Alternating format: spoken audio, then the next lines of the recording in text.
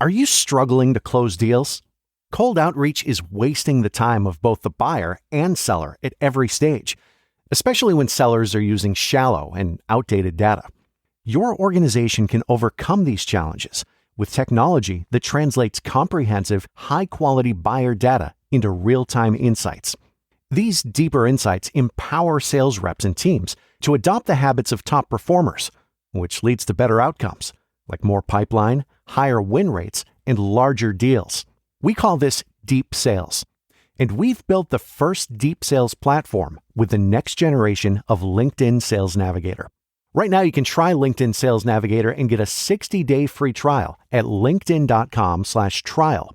That's linkedin.com/trial for a 60-day free trial. Let LinkedIn Sales Navigator help you sell like a superstar today. Just go to linkedin.com/trial and get started.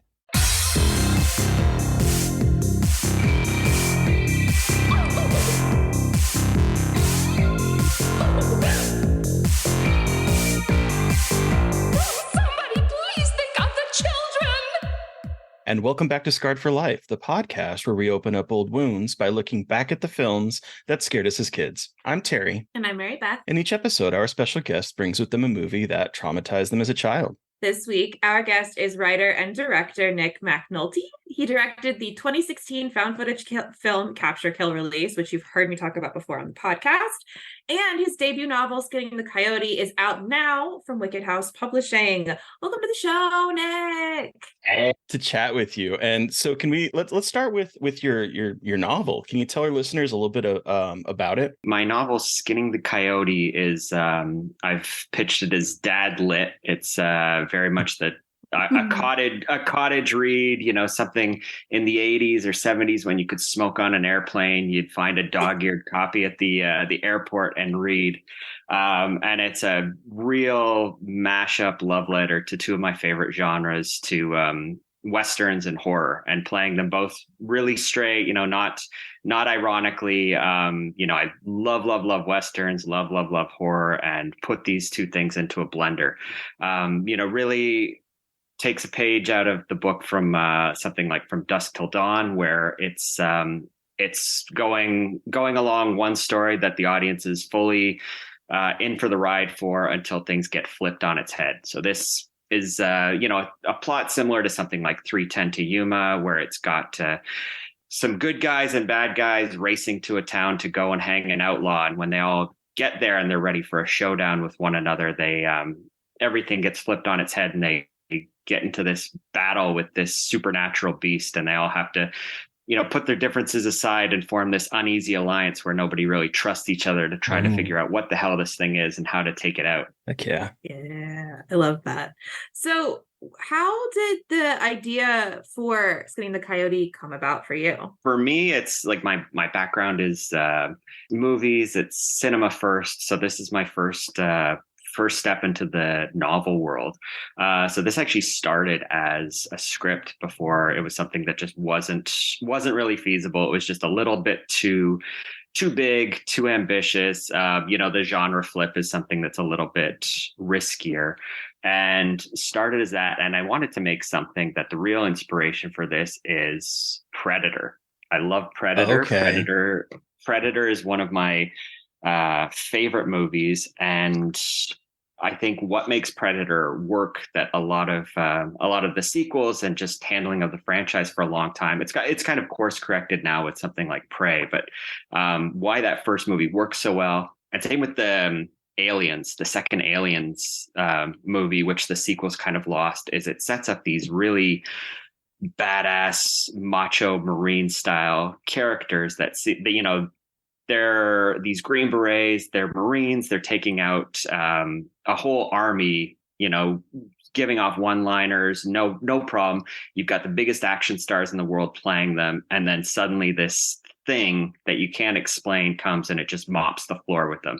And, you've got Arnold Schwarzenegger, who is the action star, still is the action star if you're going to stack them up. And he's like the last survivor fighting in the muck against this thing. And sequels went on where it's, I think at one point they're like when well, maybe one of the aliens versus predators, the humans are just kind of cannon fodder instead of like this, what should be this real threat to this. So, I saw another movie that kind of did that right, that wasn't an Aliens or a Predator sequel, was Dog Soldiers, where it's like, again, we set up these awesome Scottish soldiers are on like a training mission or something, and then it becomes a werewolf movie, and you're like, what am I watching? This is so cool. So I wanted to make something like that, but with Western. It was just, the pitch was like Predator, but a Western.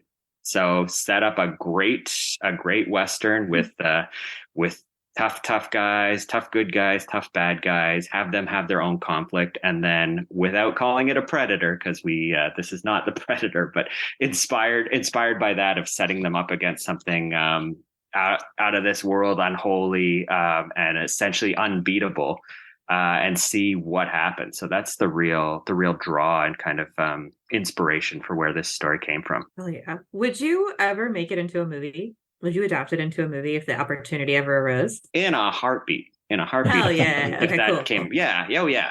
It's there was a script first. It's in my mind, and then it was like, okay, how do I make this something else? But absolutely. Well, it is very cinematic though, the way you write, and so it's interesting because like, especially like, again, it hit me with the cold open, with how you're shifting perspectives in a really interesting way by going like, I like how you shift perspectives, and it feels like, oh, we're changing scenes almost, and I like how, again, it feels like you're reading.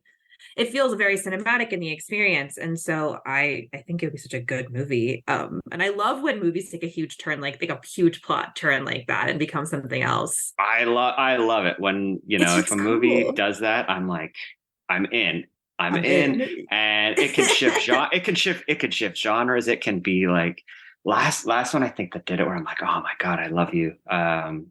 Is Barbarian.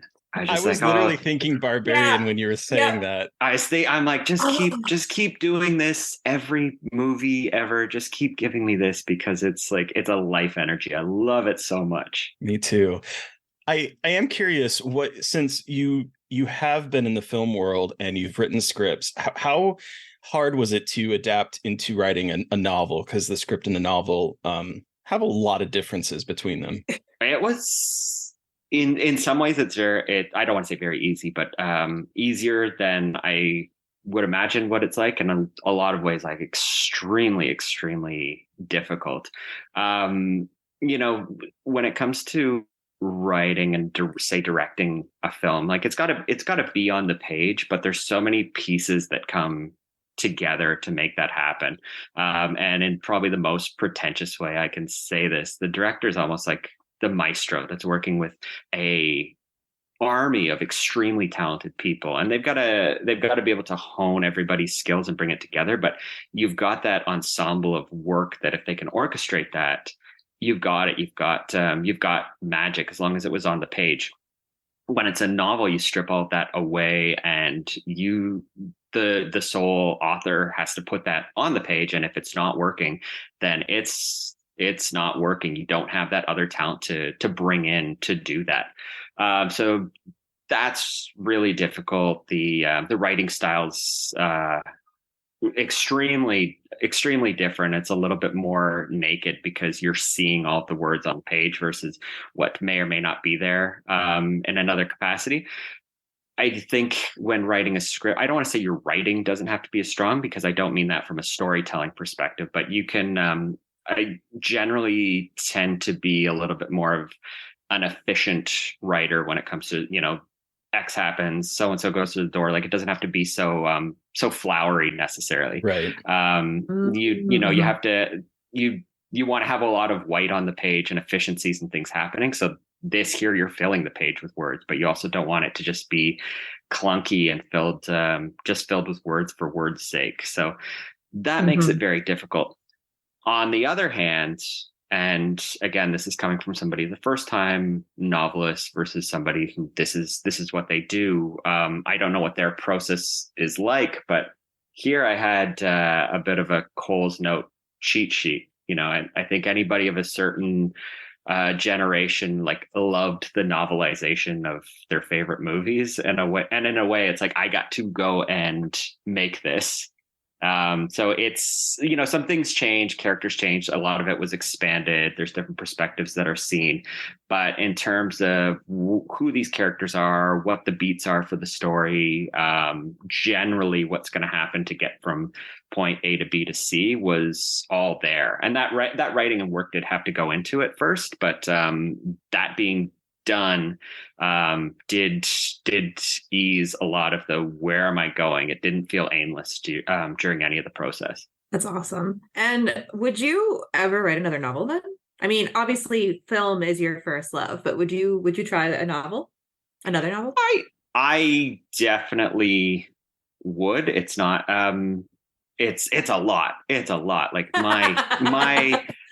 my hat off to everybody that just does it once, attempts to do it once. Like, great, good on you, because it is a hell of a lot of work.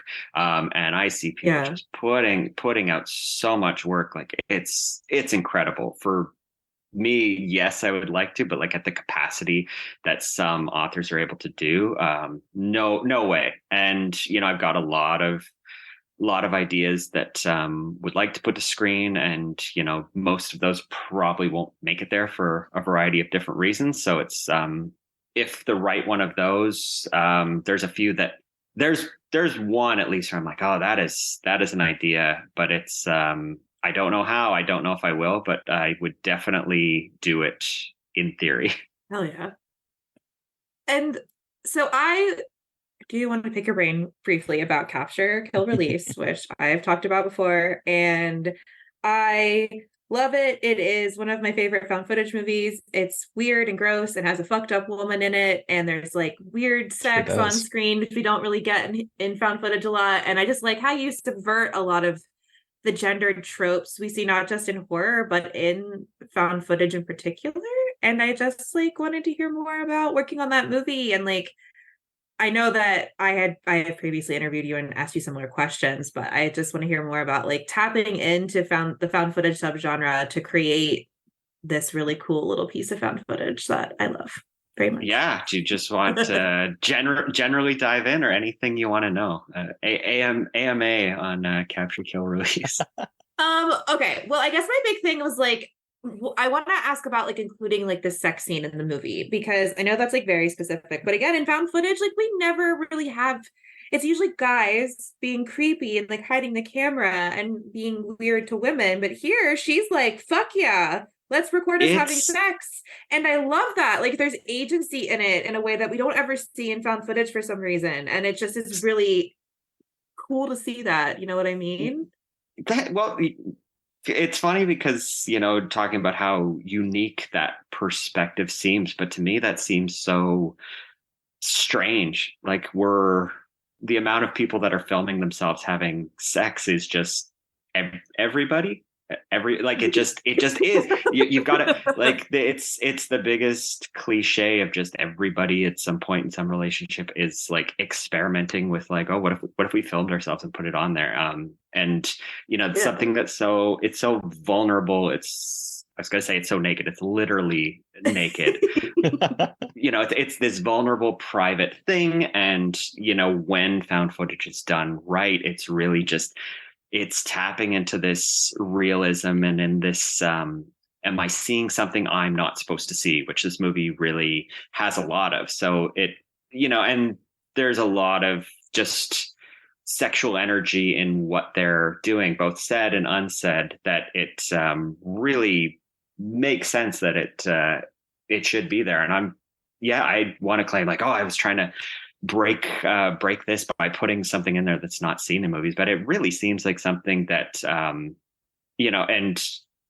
and in all ways, like you're saying there's the creepy guy with the camera. I'm surprised there's not more creepy sex and found footage movies, more sensual sex and found footage, more like found footage of found footage, because it is like this found thing that what we're not supposed to see.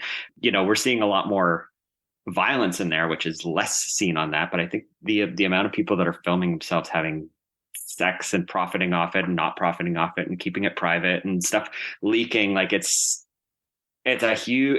where we are as a society. So you just have to go to Pornhub and you will see thousands of people that decide to film themselves. Like it's It's just a part of our culture now. There's so much in the genre that could pull on that, and stories that can be told. It doesn't even have to be traditional horror. The idea of something like that being out there and found, like, it's a lot. It's a very intimate thing that people still have this like fascination to get on film, and that idea of it getting out to the world is so scary that this genre tapping into a lot of that, of like, it is found footage. It's not I've made this for somebody to see. It just it makes perfect sense to me. Well, and again, I think there's an issue about, and this is like a whole other discussion about like people being okay with violence but not with sex, and like not understanding like how you can link horror and sex in really sexy ways, not just like sexist bad ways.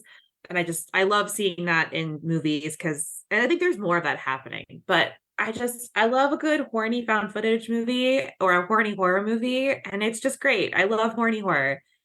So that's who I am, I guess. I'm glad we delivered. There is a lot out there, like you said.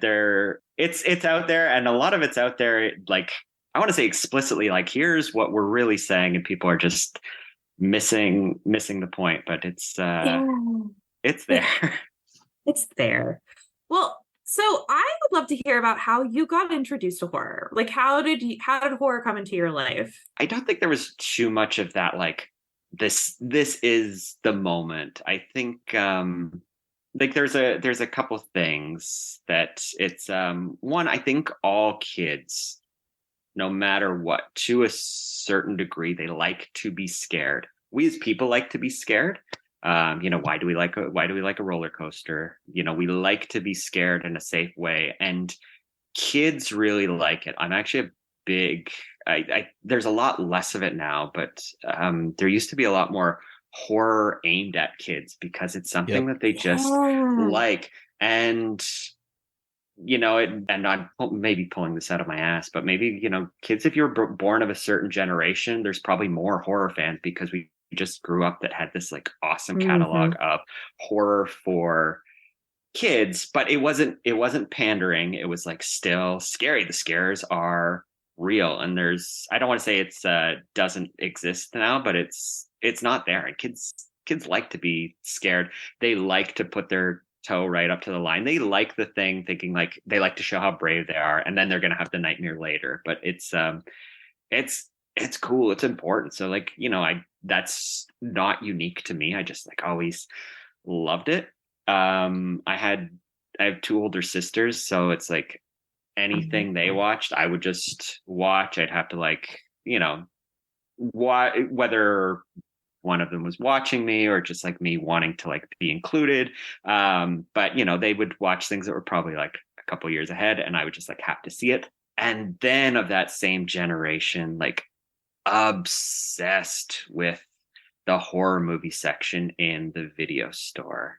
That's me. Yeah. Like that, those grimy VHS covers like that are cut and put in the clamshell cases that are all dirty, and like you can't rent, but it's like when you're going to find a movie, you kind of sneak there, you gotta look at all of them. You see a shish kebab going in a guy's mouth, like yes, and you swear like looking at the covers. And you swear like I'm gonna watch every one of these movies someday, and 99% of them didn't live up to like the version not of even the movie remotely. you made up. So it's like you probably would have been better watching off the movie as a kid and being like, oh, it's not so bad, versus like what some of those covers were as a kid. So like loved that stuff, and just stuck with it. Maybe some people like they're scared and they run away and they don't do it so much, but like love it and loved it then, and just stuck with it even when it scared me, because I think when it scares you, that's what makes it the best. Yeah. How much older or what's the age difference between you and your sisters? They're 2 and 4 years ahead. Okay. But cool. We had kind of, I could say it, the statute of limitations has passed, like a black cable box at our family. So it's just like whatever movie was on, like just watched it. Yep. You know, my parents worked shift work, so it was kind of like if Okay. my mom was gone, then it's like what my dad wanted to watch is also what we were watching. So you know, it was a time when they made a RoboCop cartoon. You know, Yes. it's called, you know, and we somehow all watched it, and then watching with adult eyes, like, what the fuck? Yeah, it's amazing because I grew up in like the 80s, and so like all the kind of stuff that would come out that were adaptations of something that was for adults or like for older kids and is now like being presented for young kids was all over the place. Like everything They from knew Attack of the Killer Tomatoes to like there was a fucking Toxic Avenger cartoon. there was a Toxic Adventure cartoon. There was Yes. a Toxic Avenger cartoon. Holy shit, I forgot about that. The Toxic Crusaders. But That's Yes. right. Yep. but yeah, it was like when I saw that movie, still saw that movie too young, loved it as this kid that shouldn't have been watching it. But I'm like, this is the movie that the cartoon was based on. Yeah, there's RoboCop, Attack of the Killer Tomatoes. There, when Terminator 2 came out, there were toys for that, like a whole army of toys. Oh yeah. That I remember collecting Terminator. Oh, sorry. Go ahead. No, go ahead. I was just gonna say I had collected a bunch of the Alien toys. Like they made a bunch of like Aliens toys in like the early 90s, I want to say. And it's like they're advertising rated R movie, Ripley, aliens, death, destruction to young kids. Yeah, weirdly, yeah, it was the Aliens cartoon the Aliens toys were the introduction to Aliens for me.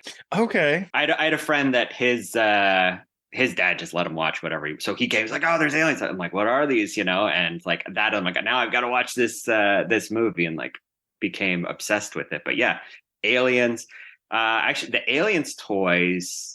I read something recently that because they like the designs of them all looked really different. I guess they tried to get like a comic book going, no, it was going to be I think they tried to get a Saturday morning cartoon based on Aliens, and like just because of likeness reasons, they changed the way they looked. So because of this, they made these badass toys, and then last minute, I think somebody got cold feet or it didn't work. Cartoon got yanked, but they had these toys in production, and that's how we got those wicked Kenner Aliens toys. That's so wild to me. Whoa. Like what a time to be alive in that, to be a kid in that time. I honestly think the best toys were in the 80s and early 90s. In my opinion. The toys, there would be a toy for everything. There'd be a cartoon, maybe there'd be a video game, you know, probably not very good, but you want a Total Recall video game, you got it. Nightmare on Elm Street video game, a Jason video game. I was playing those as a kid. I was playing those. I'm a big fan of the Jason video game. I know it's got a bad reputation, but it's like there's some good early survival horror going on there. Creepy ass score, and you want to talk horror? There's a game over. Do you remember what the game over screen for this is? No, I don't. So you die, and it's like you get this like an 8-bit sound of like the Jason sound, goes quiet. And then it types out, "You and your friends are dead." That's right. That's right. And reading that that's like too real. That's a lot for a kid. That is a lot. That's a lot. Whoa. That's a lot for me. I carry that weight with me now. I'm like, shit. Should I play that game? I don't want to hear that me and my friends are dead. I had never beat that game. I would always get murdered by Jason, and it became like a frustrating thing for me. So I never finished it, and I stopped playing it. But yes, now that you are mentioning it, I do remember that text. Oh. You and your friends, it goes quiet. It's over black. I think you hear the text typing out, and it's just like it's unsettling. Well, do you remember the first horror movie you ever saw? So I don't know if this is the first, but we talked about this before. But something that like just really stuck with me. My sisters loved Little Shop of Horrors, and for me, when I was like a little kid, there's something about. I don't know why, but anything with like sharp teeth, that was it. It's like I can't handle anything with sharp teeth. You know, if a dinosaur had like filed down teeth, that's fine. But if a dinosaur has like a mouthful of like razor sharp teeth, absolutely scared the shit out of me. I can't see this. And Audrey too, that incredible puppet, had like rows and rows and rows of sharp teeth. This movie is just, it's got great music, murderers row of comedians. So my sisters are enjoying it for this reason, and like I can't grasp that this is a comedy, but still weirdly drawn to it. Like, when's that plant gonna come? And then whenever that plant did come, and just this beautiful puppetry full of teeth, just scared the shit out of me. So that's probably like one of the earliest memories of like something horrific going on there. Okay. And then probably, we're talking kids horror movies that really stuck. And, we're going to the 80s where it's like, What Flew as Kids was a little bit looser then. But Monster Squad for me struck a chord. To this day, I'm like, forget Goonies, it's Monster Squad all the way. And that was kind of my like, this is this safe zone of horror, which you could just watch like again and again, and loved it. Loved it. Were you scared easily as a kid? I had a lot of empathy of things that would happen in movies. There was like the sharp teeth thing when I was like much smaller, which is like a no. And then when I got over that to a degree, it was like I could watch it, get scared, and it's fine. But then when something like really real happened, and it was always like Littlefoot's mother dying in Land Before Time, like this, that's the start of the movie. And I'm people talk about Bambi's mother, but that's like not a thing. I think that's overhyped. A deer gets, but this is like she's dying. She tells him life lessons, and you're like, couldn't handle that. That broke me. It's funny because that broke me, and then also the Dumbo scene where the mom is in her like, and she's cradling her baby with her trunk. Like that broke me. Stop. Like fuck Bambi. These are the two things that scarred me as a kid. And these are the horrors. Yeah, because before that, like Dumbo's mother has this like rampage, and it's a pretty scary scene. And it's like that to me, like stuff with even as a small kid, I could see like kids and their mothers and losing them. Like that was unlocking a level of horror. Just forget the monsters. The monsters were fun to like toe up to, but I could still tell that was not real. And then even though this is a cartoon talking dinosaur, when the cartoon talking dinosaur is dying and talking to her cartoon dinosaur son, that's just like bawling and can't handle that. And then I brought up Turner and Hooch, whoever's decision it was to shoot a dog at the end. Like it's always bad to shoot the dog, but like the whole concept of the movie, it lives and dies on like, what if dog was funny? What if dog drooled on Tom Hanks? And then we're going to shoot it.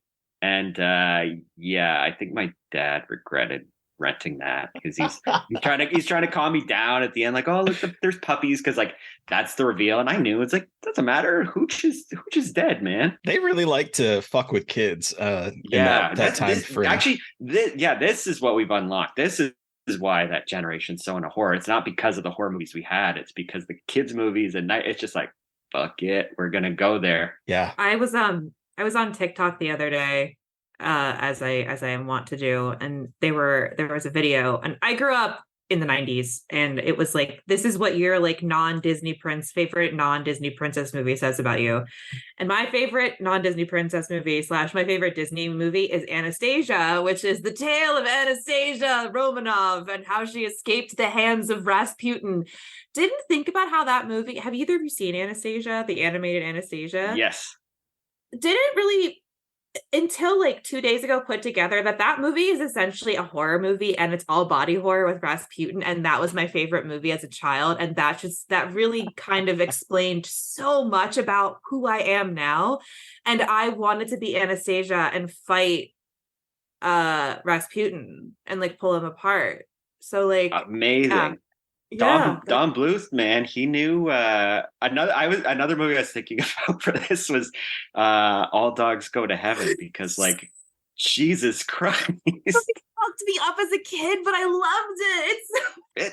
It's that he got it. He's like, kids can handle it. Kids are smart. I think that's also maybe we can't, because we're like all unpacking this. Don Bluth, however many decades later.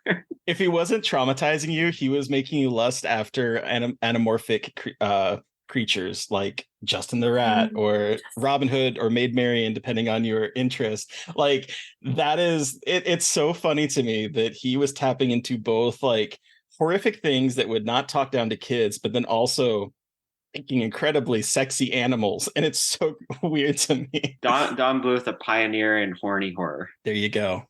Thank Started you, there. Don Bluth. Did he also do The Great Mouse Detective? You know what? I'm not sure. But that one is another. Have you seen The Great Mouse Detective, Nick? I have not. So it's Sherlock Holmes with mice. It wasn't him. And it wasn't. Okay. It's a Disney movie, but there's a burlesque dancing scene with a mouse who has huge tits and is in like doing like a strip tease. And it's a children's animated movie. The kicks and everything. It's my favorite because it is the most inappropriate thing I've ever seen, and it's fully animated in a children's Disney movie. And she's like singing about being like as soon as we're done, I'm looking this up. Oh, I'll email it to you. Oh, but so are you getting away from attractive animated creatures which we can keep talking about if you want? No, I mean it's okay. We go down that rabbit hole. Go down that route. But do you still get scared watching horror movies now as an adult, or are you more jaded? I don't want to say jaded. Like I like but it's rare to scare me. It's like I love the ride, and I probably love the ride more than something that does scare me. Not to say but like if something scares me, it's got to be super unnerving, which I love when a movie can do that. It's a lot more rare, but that's when it does do that, it's not necessarily a fun thing that I want to like keep returning to.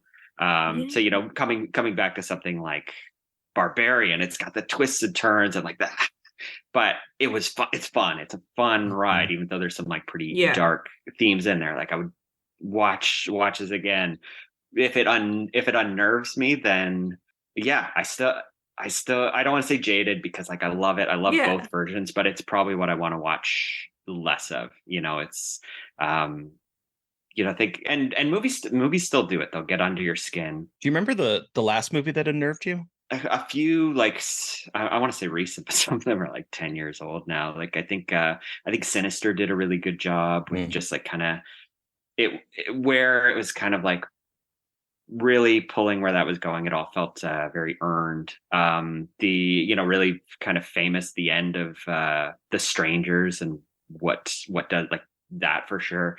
Martyrs, which Martyrs is a nice rare case of it's really unnerving, but when coming back to what we're talking about switching genres, I knew like I'm like, what am I watching? Is this a supernatural movie? Is it is it this or that?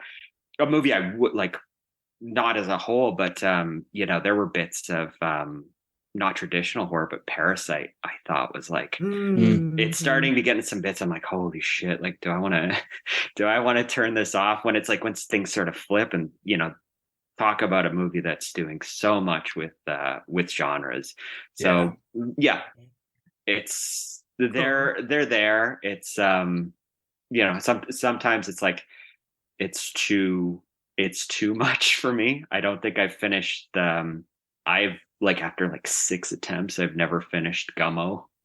Like that's just too. Oh, I've never seen Gummo. I haven't tried it yet. I'm nervous. These movies make me nervous. It makes like, and that's next level. I think that's like transgressive to like the extreme. You know what I mean? Yeah, there's like a few in there where I'm like, okay, you have achieved this that I cannot finish. I haven't finished Inland Empire. I'm just like, I can't. I haven't tried that one yet either.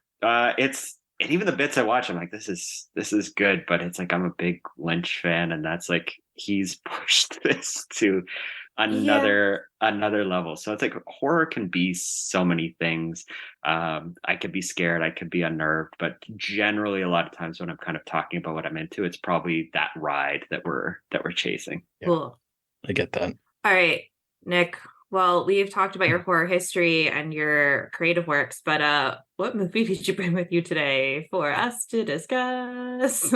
I brought with me a banger of a movie, just brilliant, brilliant piece of cinema. Pee-wee's Big Adventure. Ah, yes, Pee-wee's Big Adventure. So, in the film, when eccentric man-child Pee-wee Herman gets his beloved bike stolen in broad daylight, he sets out across the U.S. on the adventure of his life. Yes. All right. So I have not watched this movie in a very, very, very, very, very long time, since I was a kid. And I have a lot of thoughts about this, but I am curious. Take us back to the beginning. How old were you when you saw this? How did you see this? Why is this one of your Scarred for Life picks? I saw this movie. I was probably like 4 years old. When Wow. so Oh, when I was shit. Wow.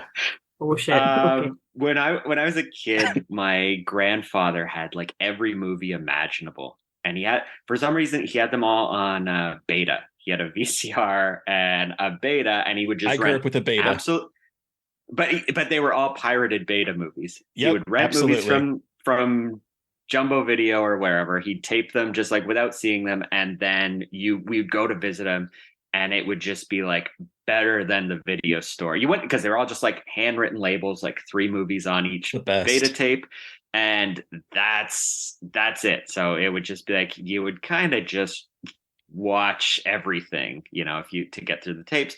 And then as like you get, again, having older sisters, they know who Pee-wee is, into this movie, and it got a lot of play. And yeah, I mean, this movie's a lot. This movie is a lot. Like, Pee-wee in general is just a lot. There's some, like, on paper, I don't know how it worked, that 1980s cocaine just must have been as good as everybody said, because there's something that shouldn't work on paper. I couldn't pitch it to you if you gave me $10 million and make it make sense. But this mad genius came along with this idea, and he sold it to the world. And it was not small. It was not like, oh, there's this weird little movie you've got. Like, Pee-wee was a cultural phenomenon. It was like, I think he started it as a stage show, and then that just ballooned into, I think the movie came before the show, and this movie is just like, he did have an HBO show that was like more geared towards adults a little bit. Like, it was like, and so he had that, and then that is what got him this movie. And then it became like a kids show. But like, the original thing was he tried out for Saturday Night Live. He didn't get it because Gilbert Gottfried got it over him. And so then he was thinking, only one freak allowed on SNL at a time. Right? Only one freak allowed. And then he did this hour long, I think it was called the Pee-wee Herman Show, I think is what the original thing was called. And it was a little bit more like, we're not talking like adult humor, but like, we're talking about, it was like more of a nostalgia thing for adults that grew up from the 50s and seeing like a Howdy Doody show or whatever they grew up on in the 50s. Mm-hmm. It was like the intent behind it. And then they got this movie. Yeah. And it's like, it's all brilliant and madness. And why does this work? Does it work? Is this my nostalgia? Is it like, what do blind eyes coming to see Pee-wee Herman think of what that is? And I don't even know where to start, because there is just so much with everything Pee-wee, and in particular this movie. Like, I was a Pee-wee fan, but like nothing came close to the just everything right that happened with this movie. Like, the second movie was not very good. The show, it's like, it's fun and neat and crazy, but it's like, this movie just does it. So what parts terrified you as a kid? Like, let's use that as a jumping off point. Like, what were the scenes that particularly like make this a Scarred for Life pick for you? I can think of a couple, but I'm curious what they were for you. They're probably what you're thinking of, but it's also the package. Like, Pee-wee in general, it's just like, it's fun, but the whole thing is like a little unsettling, and like kid brain doesn't have the words to explain why this doesn't kind of sit right. You've got this man pretending to be a child, but is he a child? Like, to the ill-fitting clothes, the haircut is like his everything, which it's funny, but it's a little off-putting. You've got the crazy Danny Elfman score, which just like does everything that a Danny Elfman score is going to do. And then there's a couple particular scenes, which are probably what you're thinking of. The first one I thought of, which I was like afraid of, but also obsessed with as a kid, was the Large Marge scene. Yep. The Large Marge, like, scream at that reveal, but also like would rewind it and watch it again and again and again. And as a little kid, it became this like party trick for adults, to anyone that would listen, that I had this, like, without any context, to anyone that would listen, I would give this Large Marge monologue to them. That's amazing. Yeah, I would just, and then it's, you're probably at a party, Nick, do the Large Marge thing. And they don't know what it is, but I would very seriously tell them, on this very night, 10 years ago, on the same stretch of road, there was a dense fog. I've got it all burned in there in my mind. Beautiful. I have a very specific memory of that scene, because it terrified me too as a kid. And I would not only rewind it, but I would hit pause and then do the little skip ahead thing to try to see the change between when she is like a woman and when she is the stop motion type stuff. I would go frame by frame. It's a real early case of like how you recognize that like they've done something. Like, you can't put into words how a movie is made or what, but like how did it get from her face to this? And you want to watch those little bits. Totally did the same thing. One of those I was gonna say VCR, I think beta tape, that had like an actual slow-mo play, which it would play through. I had a frame by frame on my VHS for this, and so you would be able to like click it and go back a frame at a time, and I definitely did that. So there's definitely the Large Marge scene is like the grail of the movie. Like, this of course, that's but then the movie's got a couple really terrifying nightmare sequences where it's like, Pee-wee's bike has he's lost it, and he has a couple nightmares about what's happening to the bike. And it's got and this is again, the Danny Elfman music does a lot of heavy lifting. Like, he's got this score specifically for these nightmares that's telling you that's happening. And so the first one, it's I think the bike's in hell and the devil's like burning his bike. And it's like, the music makes it kind of scary, but it's like, it's a little scary, but it's like accessible. The second nightmare, Pee-wee dreams that these like clowns have taken his bike and they're going to come and they're going to do surgery on it. Yes. So clowns are terrifying, as we all know. We've got the music, we've already seen the nightmare, and it's like, and there's all these cuts to Pee-wee where we're not just seeing the surgery. We've got like, he is selling the hell out of every reaction of like what they're doing to his bike. And these clowns go and they bring it to this doctor as this music plays, and they're chopping up the bike. And then one doctor, he's wearing a mask, and he rips down his mask, and he's got this like horrific clown. He's not a full clown. He's a man, and he's got this like Joker ripped face clown makeup on.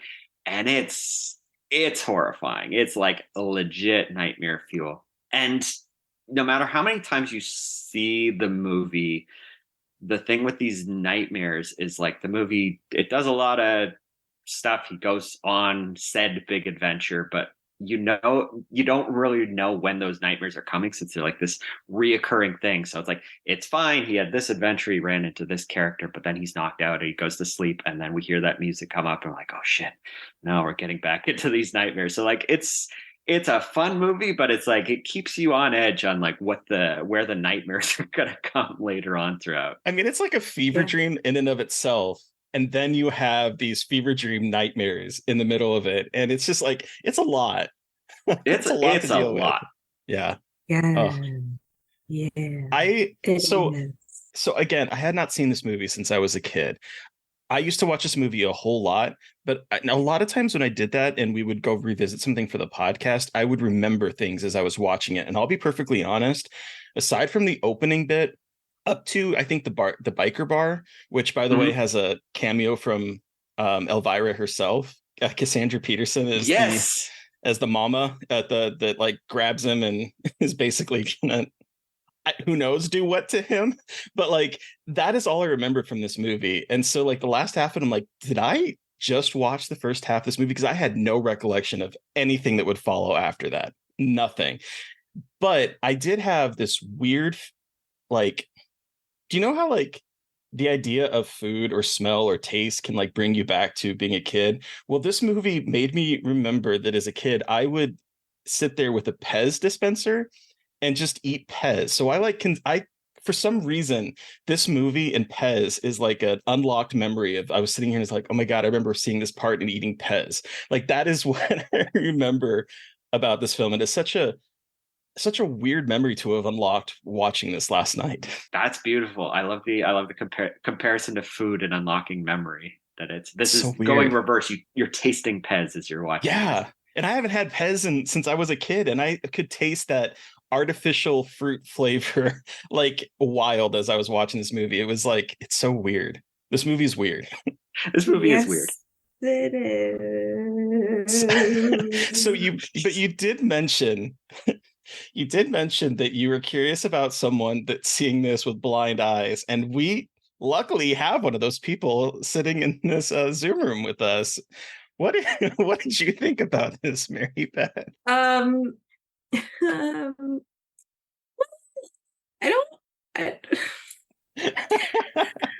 to put you on the spot.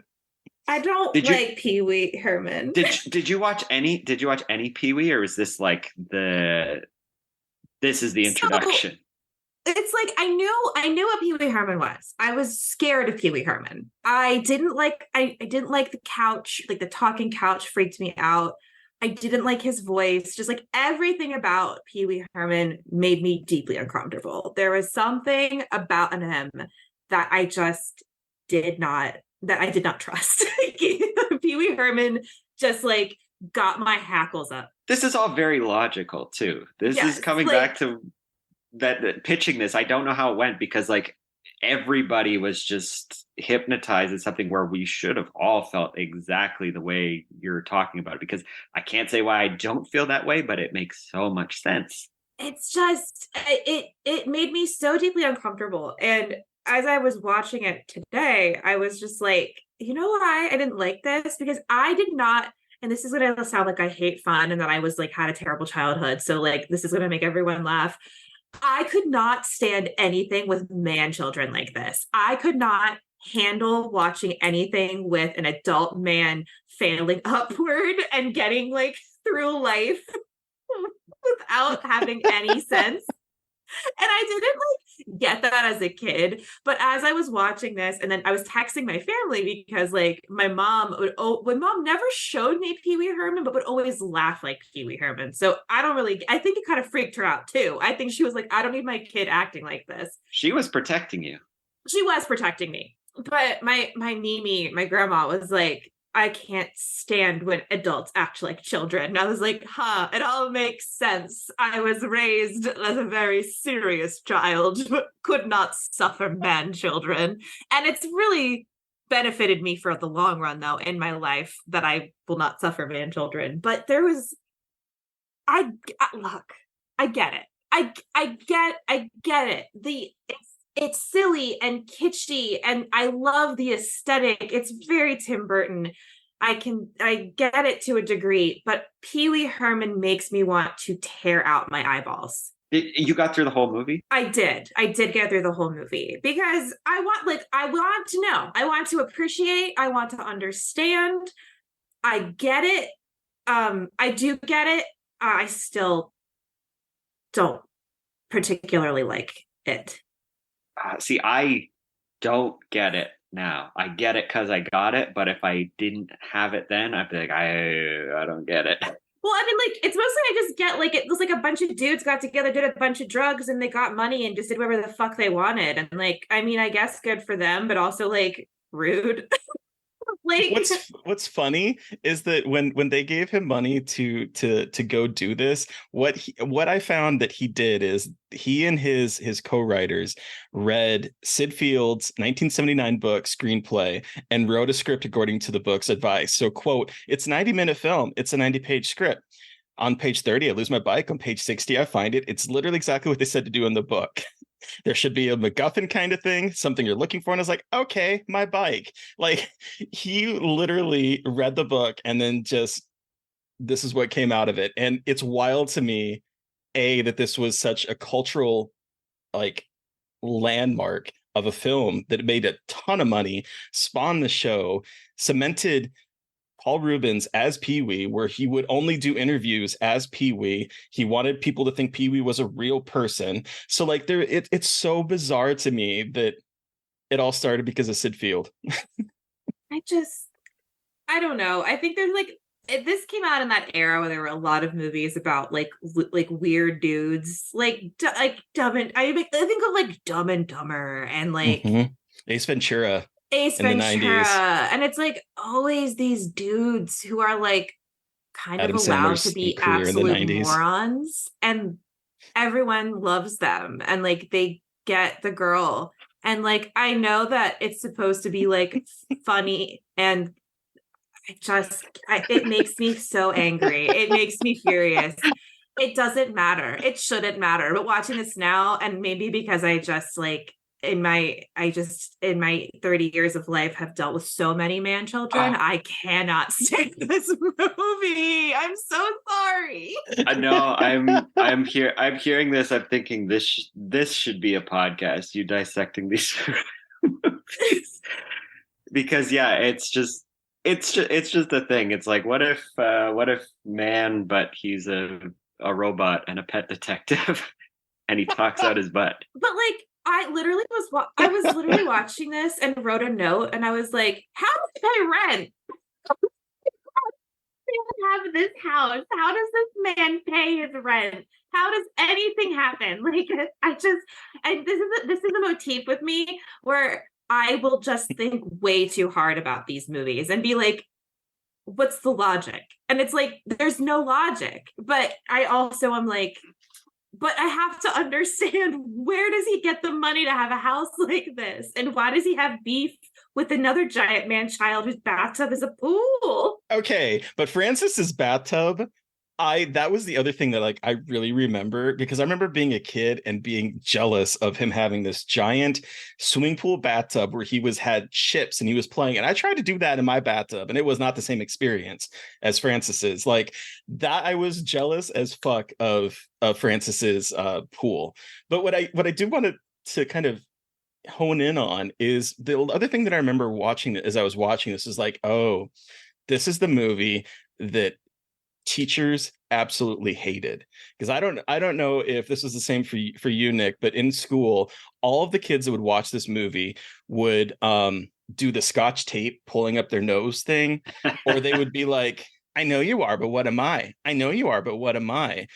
Or like, that's my name, don't wear it out. Like all of these things that he would say.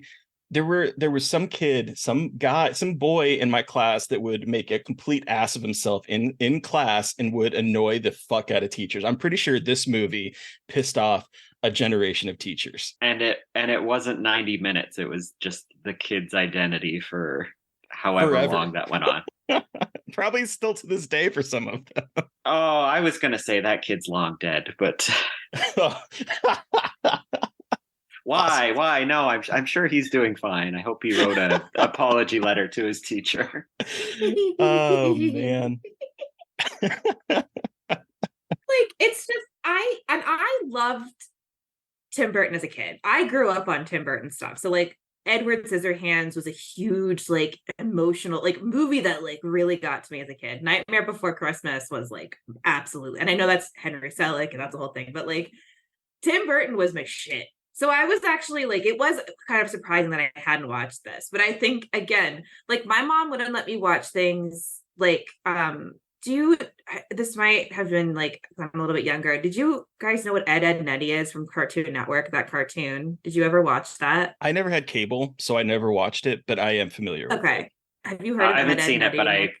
it's in my head somewhere. Basically a cartoon about three friends named Ed, Ed, and Eddy who are like little gremlin boys who are terrible. And my mom would never let me watch anything that involved boys being gremlins or like having bad behavior because she didn't want us to have that behavior. So I feel like she didn't show me and my brother some of these movies so we wouldn't be annoying and be what she deemed gremlins. Which Oh, sounds like I had a terrible childhood. I really didn't. Like my mom was oh pretty my mom was pretty mom, cool, but I think no, she was like, I mom's don't laying a want good foundation there. There was always something that was the devil, like Bart Simpson was the devil when The Oh, yeah. Simpsons came out. Yes, my Mm, mom also didn't like Bart Simpson, but that was again because the problem always became that my stepdad and my stepbrother would like latch on to things and say them all the time too. So I think she was worried. I'm projecting, but that my brother would catch on to the Pee-wee laugh and do it all the time. And I don't know if she would have made it if my yeah, brother was just doing somebody the Pee-wee told her laugh. she had a teacher friend that told about a kid saying, "I know you are, but what am I?" And I was like, "That's it." And then she said, absolutely the fuck not. I will not be doing this with my children. You know what? I do think now that we're talking about it, that might be why I don't have a lot of memories about this movie outside of like the big specific things, is because my parents were so annoyed with Pee Wee Herman. I remember when we rented this on a VHS, it would have been, I guess 86 probably is when I saw it, 86 or 87. So I would have been like 6 or 7 when I first saw it. And like my parents hated Pee Wee Herman. And I do remember watching the show a couple times and also being really annoyed with the show. I love the movie from what I remember, but the show with the couch and him and his laugh and everything just wasn't for me or my parents, I think.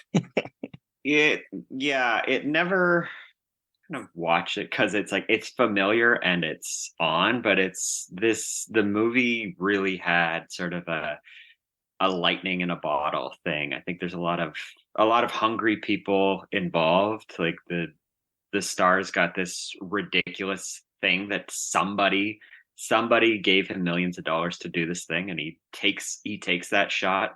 And Tim Burton just coming out the gate doing the thing that we miss him doing so well. Is this Tim Burton's first movie? It's his first This movie. is his first feature. And it's also Danny Elfman's first like feature film. Like really? Yeah, like shit. I don't think I realized that. I knew it was early, but I don't think I realized it was the first. according to what I saw online, I guess Paul Rubens was a fan of Oingo Boingo, which Danny Elfman was part of, and so introduced him to Tim Burton, and now they are a match made in heaven for a very long time. What the fuck? We have Pee Wee Herman to thank for that? Mm-hmm. All right, well, I'll give him that. It'd be weirder if he wasn't an Oingo Boingo fan. Right. Yeah, you're right. It would be weirder if he wasn't an Oingo Boingo fan. Just like Paul Rubens, can we talk about Paul Rubens just like as a man? And R.I.P. to Paul Rubens. He just passed away so recently, which is very sad. I know how many people, and it's very funny because people love this fucking movie. I feel like when he passed away, which was so sad, everyone was like Pee Wee Herman. I'm like, I don't fucking get it. I don't understand, but that's fine. What an interesting guy with his life basically just being a man child. It's like very Adam Sandler, but with a nicer suit and more blush on his cheeks. It's very interesting. Him as a person, as an actor. I want to say I don't want to say tragic, because I think I think he loved Pee-wee, but it's Adam Sandler, from what I get, I'm just talking like I know Adam Sandler and what makes him tick, but from what I gather is like the man child he plays in a lot of movies is kind of like that's a version of him where he just gets to vacation and goof around with his buddies and live like a good life that way, where I don't think he has any qualms about those being the movies he does. Paul Rubin, he got to break out of it to a degree, but I think it's something where he created this thing, and it's an Urkel effect, but bigger, where you can't break it. His I think in a weird way that his little theater arrest was like a great thing for him to do, to sever off, which as kids, that's like, there's no fact of the internet or what it is. It's like the crime you think he committed was horrific versus what actually happened. But it did let him put to rest that character a bit, hurting the career and the good jillions of dollars it brought in. But the whole thing was a little tired by then, and then got to go and do like, never huge, but some interesting character work, and then even some stuff where as a kid you're like, wait, that was Pee-wee in this thing. Everything goes back to 30 Rock for me, and one of my favorite episodes of 30 Rock is actually where he guest starred as one of the as a prince from Habsburg, and Habsburg is a real place that had like a descendant line that were all inbred because they wanted to keep their line pure. And so he plays this character that is like supposed to be 24 or 25, and of course, it's Pee Wee Herman, and this is like in 2013-ish time frame. And so it's like, and that was a role that Tina Fey wrote just for him. And so seeing that as an adult and laughing my ass off at his character, and then realizing that he has comedic chops. It's just that he was pigeonholed to do Pee-wee for such a long time that I believe his star on the Hollywood Walk of Fame is actually Pee-wee. It's not Paul Rubens. So like the fact that has like informed his entire career up until a specific point, it is I'm curious, like it's impossible to know now, but I'm like, I wonder what that was like for him, honestly, because you get a lot of money, but then you are Pee-wee and you're Pee-wee to everyone. And so when you are found in an adult theater, it becomes a huge issue for you. Yeah. I also like, I had actually just like realized that I think my mom also didn't show me Pee Wee Herman because I was born. You were born after it. I was born after it, so like I was 91. Also I forgot that. I also wasn't really shown Pee Wee because when I was old enough to watch it, like he'd already kind of had a reputation of being a creep. So it like wasn't as prevalent for me because his reputation had already kind of been messed up. But I guess for me, in my head, it's like it is really wild and like to a point, like what is that like that it defined his career? But at the same time, like he was the guy who kind of made it his career at the same time. Like I know that, he didn't mean for it to get as crazy, but like sometimes when guys like this make these characters, I'm always curious about like them as people. And like, what does that say about you at the same time about like this kind of man-child character? It's always just interesting. Not saying that he was a bad person. I'm just curious, what trauma did he suffer to make him want to be a little boy forever? Is really what I'm asking here. I honestly think, because like initially when he was doing that HBO show, for him it was like a nostalgia thing where like he grew up with the 50s, like Captain Kangaroo, I think, or like Howdy Doody, or like all of those like kid shows that had adults, but they were like for kids, was something that he grew up on. And so like that initial HBO show, and to a lesser extent his primetime ABC, I can't remember what channel it was, but like broadcast channel show was like this nostalgia of bringing back, again, because it was the 80s and 80s was in love with the 50s. It was a bunch of like recreating those shows that he grew up on. And so I think for him, that is what initially probably started it, based on everything I've seen. And then it's just because you make a ton of money, you make your career, it's kind of get stuck in it. Good point. Yeah. But I think he came to terms with what it was, because he did, there was a crash after the incident. He was kind of gone for a while, and then he was doing some character work, and then it became like pretty respectable. And then much later, he kind of brought Pee-wee, you're talking about feeding into nostalgia. He got to do that again, but with the character itself, but in something where it's like everybody's in on it, that you're not just always Pee-wee. So brought it back with some stuff. Well, also, he did a little bit of film and TV as not as Pee-wee. So, and I'm sure he was paid handsomely for it as well. So I think it a good cycle of life for Pee-wee. I mean, again, I can see the appeal for kids. It is very like candy coated, wild chaos, nuts. Again, I get it. I gotta know, pre Pee-wee, I don't know where Pee Wee ranks. Who's your number one most hated like man-child character? Who is my number one most hated man-child character? I'm having deja vu, Mary Beth, because I'm pretty sure we've talked about man children on this podcast before at some point, because I like what you're talking about, like brought me back to deja vu about it, but I can't remember what it was about. Talk about man children a lot, so like it's like trying to think. It's like all the Adam Sandler movies are big ones that like piss me off, like Happy Gilmore and like what's the other one? Billy Madison. Those ones really bother me. Dumb and Dumber really pissed me off. Ace Ventura, like the Jim Carrey movies. And like I thought Jim Carrey was so funny, and I think that helped, but it always got on my nerves. And like Jack Black also kind of played a lot of those guys, like in Shallow Hal and those kinds of movies. And I think it was really frustrating to see a lot of these schlubby dudes that are like, again, failing upward, like get all the attention. It's just kind of infuriating. I've got a couple like anti this character movies that I'm like, you gotta check this out if you haven't tell seen. Me.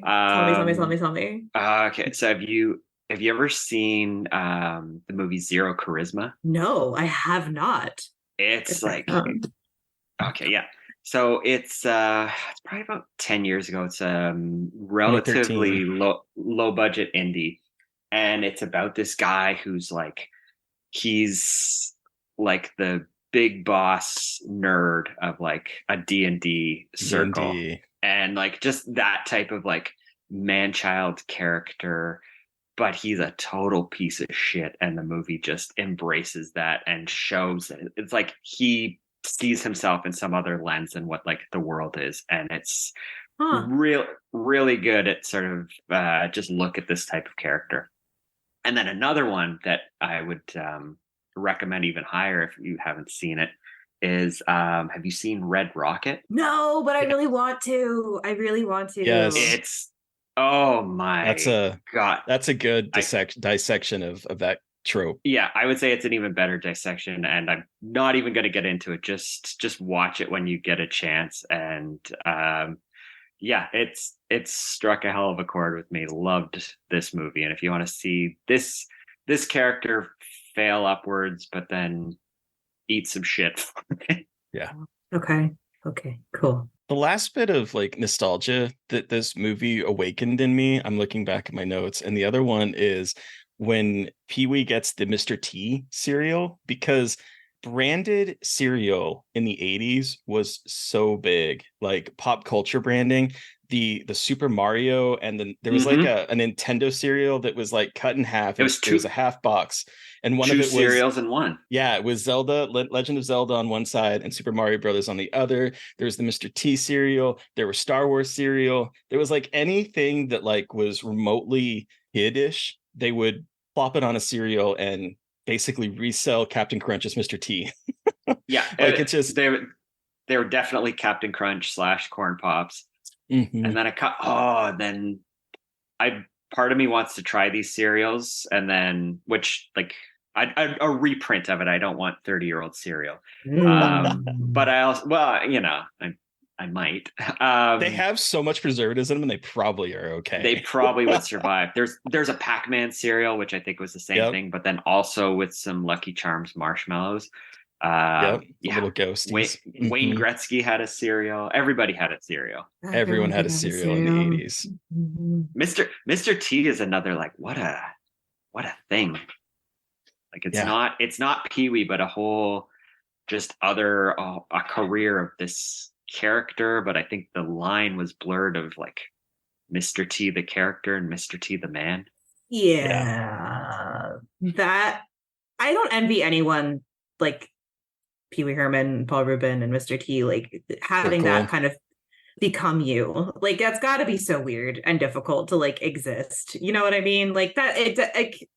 Yeah, you make a lot of money, but at the same time, like that has got to be exhausting. Pity the fool that has to have that. I'm sorry. Wow, I walked. I know. Wow. I know. Well, that was amazing.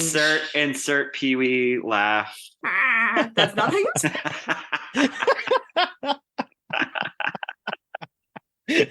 How was that, Mary Beth? Ah. Nailed it. On an incredible note, is there anything else we want to hit on with Pee-wee's Big Adventure before we wrap up and give this a rating out of 5? There is one thing. Okay. I watching this now as a queer man in his 40s, some of the queer subtext in this was surprising to me, with like his relationship with the crook that steals the car at one point, where the guy calls him babe at one point, and then also uses the same exact line for Pee-wee that Pee-wee had used on Dottie when Dottie was trying to hit on him, and he's like, I'm a loner, I'm a rebel. And that's the same line that he does. And so like the fact that we have this one character who is Dottie, who, by the way, is Rugrats' voice actress. Like she was the voice actress of who was she? I think it was Rugrats. I might be making that all up. But she's done like voice work. She was the voice of Babe in Babe Pig in the City. She was Buttercup from the Powerpuff Girls. I'm trying to think. But like the fact that we have that where she is so obviously in love with Pee-wee, which is kind of weird because she's an adult and he's playing a kid. Like it's very weird. And then we have the same thing. Yeah, or is he just? I thought he was playing like just a strange adult man who like had something wrong with him. Is he actually a child? Does anyone have an answer for me? Thought so. I think that's part of the fascination of Pee-wee is it's the first of these things to be like, he's not man or child, he's Pee-wee. Exactly. But he gets in the car with the crook, and the crook is like calling him babe, and then uses those lines. And I don't know, every single time he is confronted with a woman, he like is like, oh, I gotta stay away. And at one point you could look at it as like childhood innocence, but then on the other side, it's like there's something there that like as an adult now that I'm watching it, like, huh, okay. Give me gay Pee-wee. Was Paul Rubin gay? Don't know. Okay. I mean, he got in trouble for a bunch of queer erotica that he had in like the 2000s, some of which had underaged kids in it. So I don't know. Like he dated a lot of women, but of course, if you were closeted in that time frame, that's what you did. Yeah. Like, I don't know. I wonder if he didn't. I don't know. I don't want to speculate about, especially if he has passed away. But it's just like I wonder if there has felt any pressure about like his sexual identity and being Pee-wee too. But who the fuck knows? But interesting, huh? Yeah, interesting. On that depressing note, woo. Do you want to give us our rating out of 5? Sounds good. Sorry, Paul Rubin. All right, Terry, you're up first. How many? I know you are, but what am I? Out of 5 do you give Pee-wee's Big Adventure? I mean, I could be really annoying and just say it the amount of times that I rate it. I will kick your ass through the computer.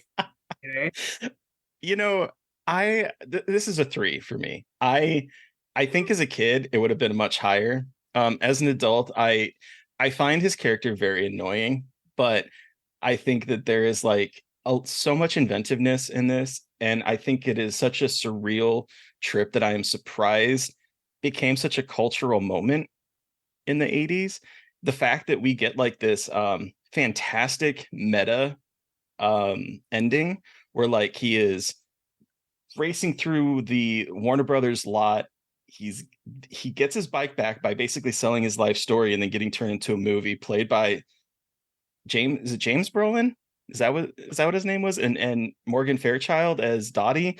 Like the fact that is how this ends is wild to me. And I started watching this thinking, oh my gosh, is this where Michael Myers got his idea for Austin Powers 3, where like there's the Austin Powers movie that Steven Spielberg is like, I'm like, I see this and I'm thinking there's some really smart stuff in here, in amongst it being such a surreal trip for kids that it's 3 for me, because it is not something that I will go revisit, but like there's something there that I think is wild and quintessentially 80s. So that's for me. What about you, Mary Beth? This is gonna probably be lower.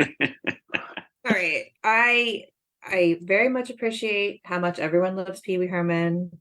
I like the kitsch of it all. I think I would love to see a John Waters version of Pee Wee. I also feel like John Waters loves Pee Wee Herman. I don't know if I actually read that somewhere or if I just get the vibe that this would be a John Waters vibe. You know what I mean? Mhm. But I would love to see John Waters make a super perverted, weird Pee Wee Herman movie. So badly do I desire to see a perverted Pee Wee Herman movie, which I don't know what that says about me as a person. Uh, but it's a 2 for me. I appreciate the aesthetic and what it is, and some of the jokes made me laugh. Like I remember the Alamo and everyone cheers. Like okay, come, like it's a classic. I will laugh at that. It's so ridiculous, but it's funny. And when he says I'm in Texas and he starts singing and they all start singing back, like I will give it credit. There's some really clever stuff going on here, but Pee Wee Herman as a character makes my skin crawl. It's a 2. uh Nick, you have the final word. How many, I know you are, but what eyes do you give? I'm gonna counter with a solid 4. Cool. This Yeah. yeah, Yeah. it's not a 5 because fives are fives, but we're still talking about this movie, this thing that should have been a one and done character that nobody remembers, or it's like, oh, that was, it's still has life, and just like all the magic that we talked about on who was involved, some first from some like real heavy hitters in the industry, and just the hunger and desire to go weird, and that weird to be a hit. Like it's fine to dig up weird and be like, oh, this is a weird little movie, but this movie was massive and spawned so much, and I think it's for a reason. I think it's a solid 4 for me. Hell yeah. Yeah. Cool. Well, thank you so much, Nick, for joining us to talk about Pee-wee's Big Adventure. Where can our listeners find you online, and what do you have to share that you can talk about? The floor is yours. Yeah, if you want to find me online, I'm fortunately on Twitter for some reason. I think they call it X now, but I refuse to do so. It's Twitter. Yeah, I'm just gonna like stay on that ship until it sinks or just becomes worse. Yeah, I'm on Twitter, talking about nonsense, probably talking about Pee-wee and this podcast. And yeah, if you're into horror and westerns and love this stuff together and dad lit, then check out Skinning the Coyote. I promise you're in for a good time. Can confirm. If you like bloody, scary monsters, it's a good time. But listeners, you've heard from us. We want to hear from you. Where do you fall on the side of loving or being terrified of Pee Wee Herman? You can Sometimes let us know in the same thought. You can let us know by sending us an email at scarredforlifepodcast@gmail.com, or you can reach out to us directly on Twitter and or other social media platforms. On Twitter, I am at MB McAndrews, and I think I'm also on Blue Sky. You are. And I am I'm at Gaily Dreadful everywhere. Blue Sky, Twitter. If Twitter is still here by the time this comes out, who knows? And make sure to follow the podcast on all the socials. We are at Scarred Podcast on Twitter. We are at Scarred for Life Podcast on Instagram and on Blue Sky. And please don't forget to review, rate, and subscribe. And if you want to help support us, we do have a Patreon. We sure fucking do. Thank you to Eric Power for our artwork. Thank you to Sean Keller for our music. Thank you everyone for listening. Please stay safe out there. Most importantly, stay creepy. And until next time.